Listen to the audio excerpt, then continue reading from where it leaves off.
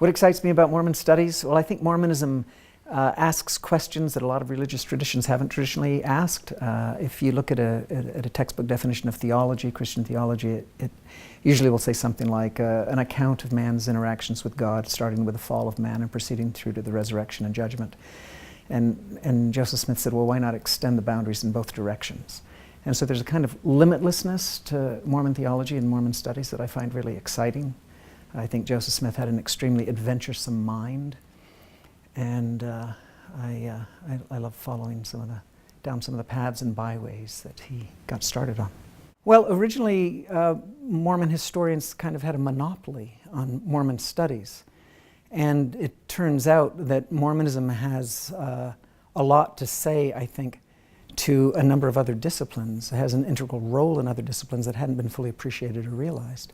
And so the best work in Mormon studies that is being done today, I think, are studies that integrate Mormonism into pre-existent fields.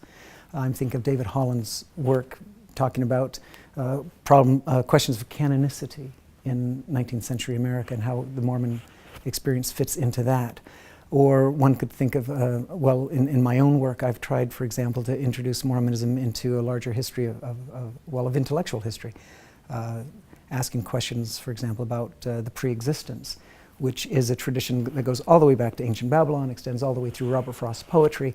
And so to situate the Mormon take on pre-existence within that larger conversation seems to me a very fruitful and productive way of bringing Mormonism into conversation with other disciplines and traditions.